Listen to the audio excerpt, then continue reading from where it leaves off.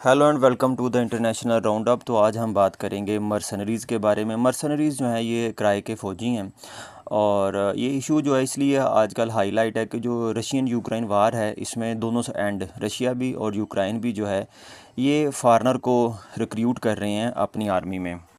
और 8 जुलाई को Indian president Modi जो हैं ये मिले हैं व्लादिमीर पुतिन से। उनकी स्टेट रेजिडेंस है नोवो अग्रेवो आउटसाइड मॉस्को, और उन्होंने वहाँ पे प्लेज किया है जी कि कुछ इंडियंस हैं, कोई 350 के करीब हैं, एग्जैक्ट फिगर आगे इस वीडियो में आपको से शेयर करता हूँ।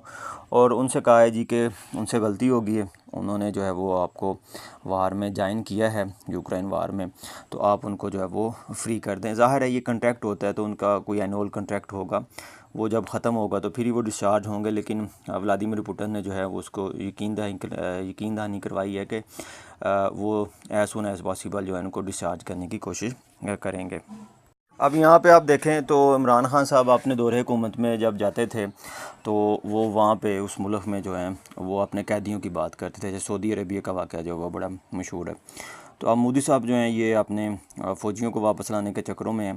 तो देखा जाए तो ये जो आर्मी रिक्रूट किए हैं तो इनको पैसे दिए हैं, ये पेड हैं, और इनको ज़ाहिर है रशियन जो है ना सिटीज़न उसके लिए भी ये एलिजिबल हैं और इनको रशियन सिटीज़नशिप जो है वो भी मिल सकती है। और ये हज़ारों डॉलर जो है वो माहाना तनख्वाह पे जो है वो रिक्रूट होते हैं। लेकिन फिर भी उनके घर वाले जो हैं वो वावेला कर रहे हैं जी कि ये वहाँ पे मर जाएंगे, जन्नत वासल हो जाएंगे, इनको वापस लाया जाए, हम इनका अंतिम क्रियाक्रम जो है वो खुद करना चाहते हैं। तो उनके घर वाले पहले सोए हुए थे जब ये आर्मी पर्सनल जो हैं वो रशियन वार को ज्वाइन करने जा रहे थे। इसमें नेपाली भी शामिल है, नेपाल के लोग जो हैं वो भी जाते हैं, और ये लड़ने मरने तो नहीं जाते, ज़ाहिर है ये वो ऑर्डरली होते हैं, अर्दली जो होते हैं, ये सामान वगैरह जो है वो उठाते हैं, या बैटमैन इनको जो है वो कहते हैं। तो ये सामान वगैरह उठाते हैं, ट्रांसपोर्ट करते हैं, इस तरह के जो है ना वो काम ये करते हैं।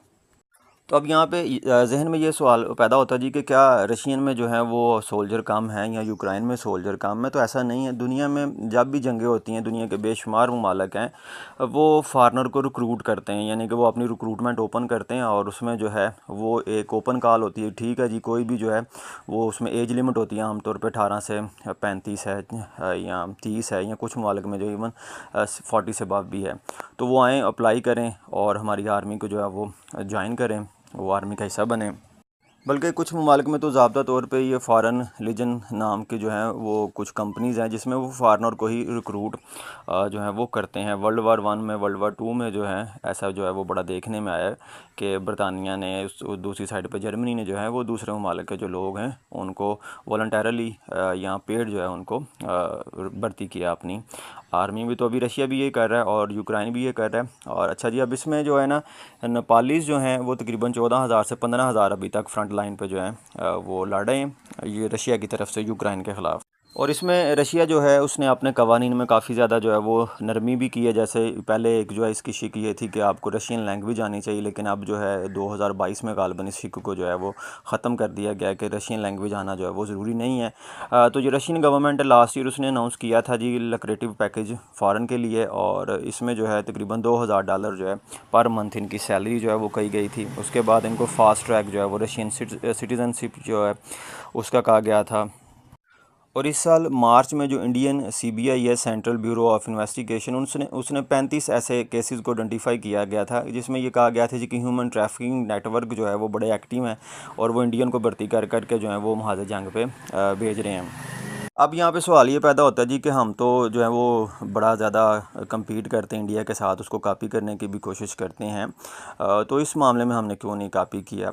तो अगर इसमें देखा जाए तो जो लो रैंक आर्मी है वो तो सारे के सारे बेचारे जो हैं वो गार्ड भर्ती हो जाते हैं, या जो है वो कोई थोड़ा सा अपना छोटा मोटा जो है वो बिज़नेस कर लेते हैं, और इतनी ज़्यादा जो है वो विज़न नहीं है कि जो है हम इसके बाद भी जो है वो अप्लाई कर सकते हैं। और बाकी आपको हमारे जो हाई रैंक ऑफिसर हैं उनको तो पता ही है कि जैसे सर्व कर रहे हैं हमारे जो हैं रहील शरीफ साहब, सऊदी अरब का जो एक लायन बना था उसमें। इसी तरह से जो है ना ज़्यादातर वो बाहर के ममालिक में जो है जैसे क्यानी साहब के बारे में था, तो वो बाहर के ममालिक में जो है वो अच्छी पोस्ट पे जो है वो सेटल हो जाते हैं। इस तरह के वार शार के चक्करों में जो है वो नहीं पड़ते, इस तरह वार शार के चक्करों में वही पड़ती हैं, गरीब आर्मी पड़ती है जिनको डॉलरों का ज़्यादा लालच होता है। तो ज़ाहिर है हम तो इस्लाम के नाम पर लड़ने वाले हैं, हमें कहाँ पर डॉलरों का जो है वो लालच।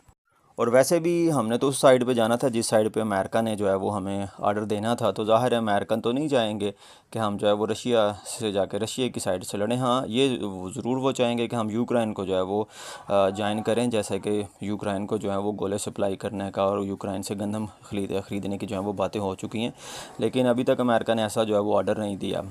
और इसमें मज़े की बात यह है कि इंडिया में अभी ऐसा कोई कानून नहीं बनाया गया जो कि इंडियन नेशनल जो हैं उनको रोक सके कि वो फॉरेन मिलिट्री स्टेट में जो है वो सर्व करेंगे। और यहाँ पे जो केस सामने आया है वो ये था जी कि सदरन इंडियन सिटी हैदराबाद जो है उसमें ये एक मुसलमान जो है वो फैमिली है, इमरान मोहम्मद साहब, तो उनको जो है वो एक रशियन एजेंसी ने जो है वो जॉब ऑफ़र की कि ये जो इमरान मोहम्मद साहब हैं इनको सिक्योरिटी जॉब के लिए रशिया में जो है वो रिक्रूट करना है, रशियन आर्मी में इनको रिक्रूट करना है।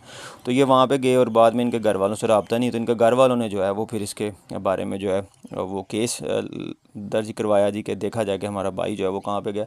अब यहाँ पे देखें तो जनाब ये पहले सो हुए थे, उन्होंने पहले मेंशन किया जी कि रशियन आर्मी में जॉब है सिक्योरिटी की, तो सिक्योरिटी की फिर जॉब तो फिर ऐसे ही है। और यही स्टोरी फिर जो है वो नेपालीज़ ने शुरू की। नेपाल ने भी जो कहा कि रशियन अथॉरिटीज़ को जी कि हमें नंबर बताए जाएँ कितने नेपाली जो हैं वो आपने भर्ती कर लिए हैं।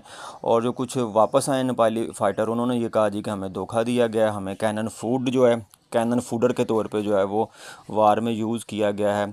यानी कि ये इतने बुद्धू हैं, इतने सोए हुए हैं कि इन्हें पहले नहीं था पता कि हमने जो है वो तोप के गोलों की खुराक बनना है या तोप के गोले ही बनना है। अच्छा जी, अब इसमें नेपाल जो है वो अपनी बहादुरी के चर्चे सुना रहा है जी कि असल में ये नेपाली हैं जो फ्रंट लाइन पे जो है वो लड़ रहे हैं यूक्रेन के ख़िलाफ़।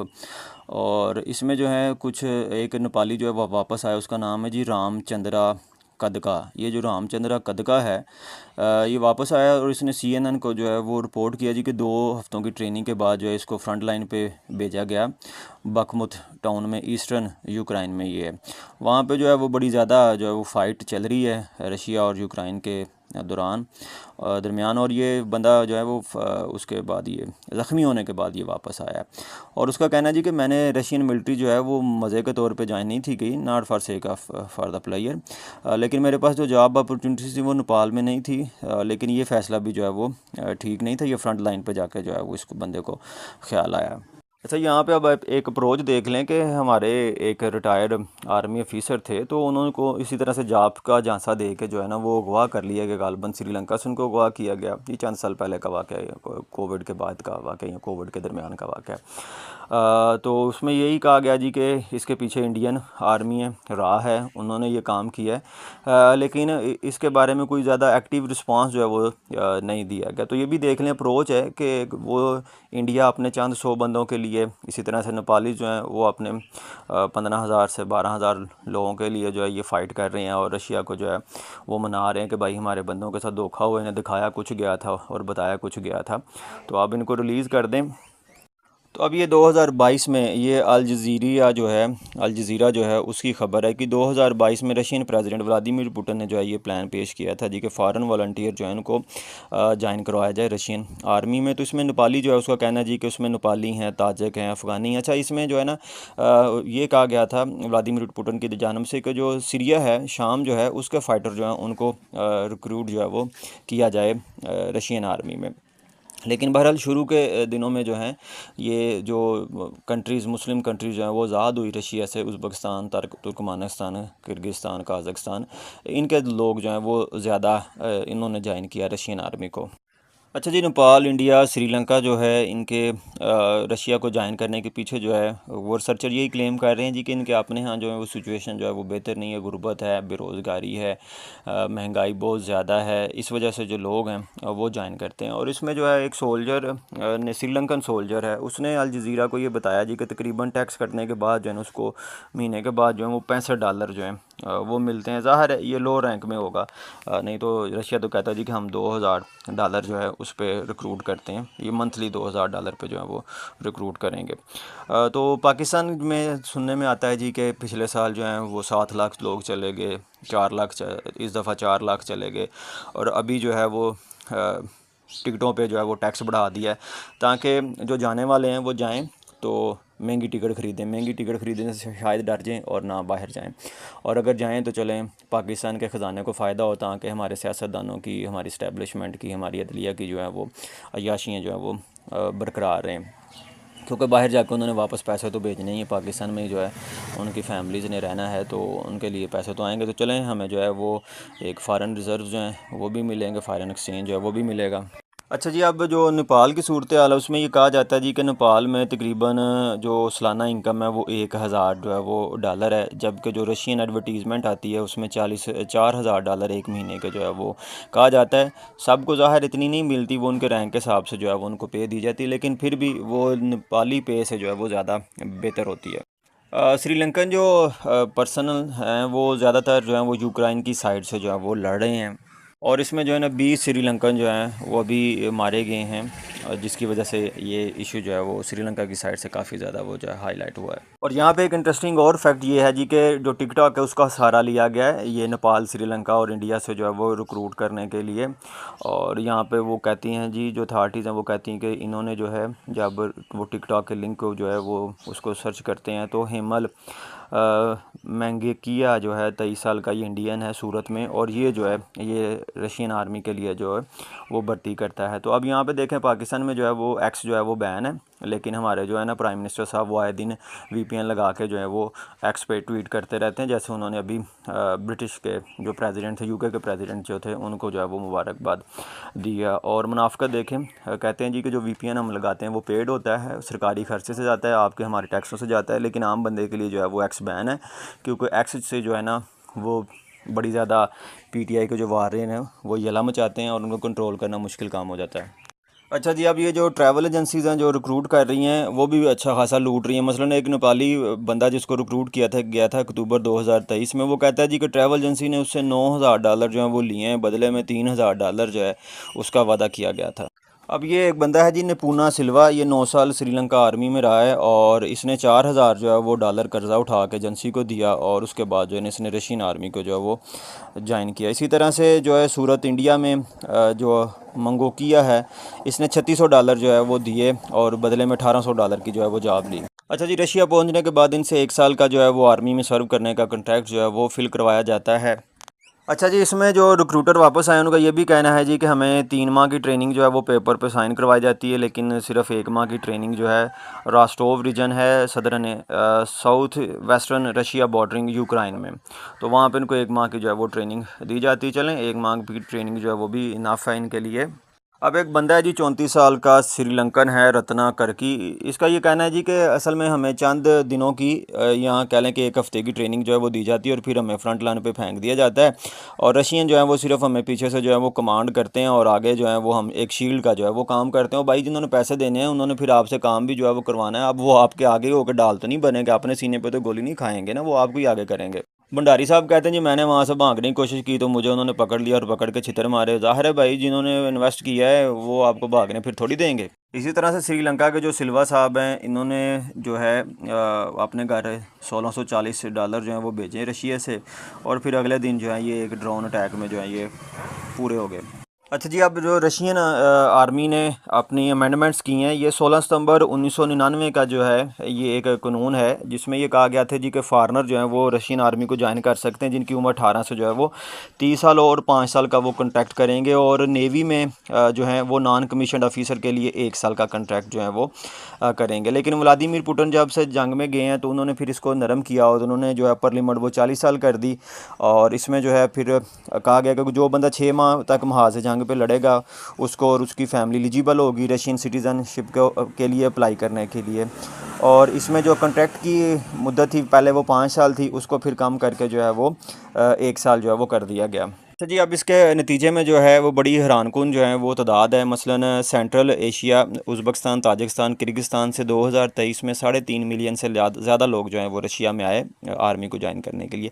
2022 में 3 मिलियन से ज़्यादा लोग आए, और 2021 में ये 2 मिलियन से ज़्यादा जो लोग हैं वो इस स्कीम का जो है वो फ़ायदा उठाने के लिए जो है वो रशिया पहुँचे। अच्छा, अब हम दुनिया के दूसरे ममालिक की जो है वो बात कर लेते हैं जिनमें जो है ना वो फ़ॉरनर सर्व करते हैं। मसलन इसमें बहरीन की अगर बात करें तो बहरीन में जो है है वो पाकिस्तानी काफ़ी बड़ी तादाद में जो है वो सर्व करते हैं। इस तरह से कुवैत में भी जो है पाकिस्तानी आर्मी में जो है वो सर्व करते हैं। बेल्जियम जो है उसको उसका ये कहना है जी कि यूरोपीय यूनियन के जितने भी ममालिक हैं, 27 ममालिक हैं, उसके 18 से जो 34 साल के लोग हैं वो अप्लाई कर सकते हैं, एलिजिबल हैं। इसी तरह से जो बोलीविया है उसमें भी सिंपल यही है कि कोई भी फॉरेनर जो है वो बोलीविया की आर्मी को ज्वाइन कर सकता है। फ्रेंच फॉरेन लीजन जो है ये बना था 1831 में और तब से जो है ये चल रहा है।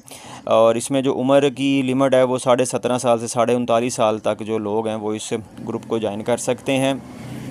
इसी तरह से इंडियन आर्मी बड़ी डाइवर्सिफाइड है, यानी कि इसमें नेपालीज़ हैं, भूटानीज़ हैं और उसके बाद तिब्बत के रेफुजीज़ हैं। और इसमें जो है ये भी है कि जो पाकिस्तान से हिजरत करके गए हैं, Burma, Sri Lanka, Kenya, Thailand, Uganda, Tanzania, Zambia, Malawi, democratic Republic of Congo, Ethiopia, Vietnam और दूसरे जो ममालिक इसमें भी कुछ लिस्ट में शामिल है, जो परमानेंट इंडिया में रहना चाहते हैं वो अप्लाई कर सकते हैं इंडियन आर्मी को ज्वाइन करने के लिए। इसी तरह से जो आयरलैंड है उसमें भी यूरोपीय यूनियन के तमाम ममालिक जो हैं वो अप्लाई कर सकते हैं और 5 साल के लिए जो है बल्कि जो 5 साल जिनको हो जाएं आयरलैंड में रहते हो वो भी अप्लाई कर सकते हैं। न्यूजीलैंड में भी यही है जी कि अगर आप किसी और आर्मी में सर्व कर चुके हैं तो आप न्यूजीलैंड आर्मी के लिए जो है वो अप्लाई कर सकते हैं। इसमें UK, Australia, United state, Canadian arm force के लिए जो है वो अच्छे खासे पैकेजेस जो हैं वो रखे गए हैं। इसी तरह से स्पेन जो है वो हायर करता है जो उसके आप पहले वाले उनकी नौबादियाती निज़ाम वाले थे, मसलन मराका से, फ़िलिपीन से, इस तरह से Argentina, Bolivia, Costa Rica, Colombia, Cuba, Chile. इसी तरह से जी जनाब यूएई का है कि यूएई जो है वो तमाम मुस्लिम कंट्री से जो है वो हायर करता है और 1971 से यूके से इंडिपेंडेंस के बाद जो है यूएई जो गवर्नमेंट है ये अभी इवाल्व हो रही है और अपनी जो है वो आर्मी को सीधा कर रही है। और जो ब्रिटिश आर्मी है इसमें जी गोरखा जो है वो एक यूनिट है। गोरखा यूनिट जो है वो नेपाल को से हायर किए जाते हैं और ये ब्रिगेड ऑफ जो गोरखा ये अभी भी कंटिन्यू करती है यूके में। वेटिंगन सिटी जो है उसका मामला बड़ा अजीबोगरीब है कि जो वेटिंगन सिटी है उसमें जो आर्म फोर्स है वो स्विस गार्ड हैं जो कि स्विस कैथोलिक से जो है वो लिए जाते हैं और इनको वेटिकन सिटीजनशिप दी जाती है जब ये वेटिकन में सर्व करते हैं। यहाँ पे एक प्रोफेसर हैं जी, प्रोफेसर जॉन मार्शिमर, उन्होंने एक आर्टिकल पब्लिश किया, why Ukraine is the crisis of the west fault. तो वो ये कहते हैं जी कि 2014 में जब रशिया ने कब्ज़ा किया था ना क्रीमिया पे, तब से ही जो है ये शुरू हो गया था कि रशिया जो है अपने कल्चर को जो है वो जितने भी यानी कि ममालिक हैं जिसमें जो रशियन की टेरिटरी थी पहले, अब उनको जो है वो रिकैप्चर करेगा। और ये कहते हैं जी कि कोई भी जो स्टेट है वो पावर हासिल करने के लिए या तो एनार्किक सिस्टम लेके आती है या फिर वो क्या करती है कि हेजमन बिहेवियर जो है वो शो करती है। अब जो हेजमनी है वो अमेरिका भी देखें वो करता है। अब वो डायरेक्ट तो नहीं लड़ रहा लेकिन यूक्रेन वार में देखें तो वो असला सप्लाई कर रहा है।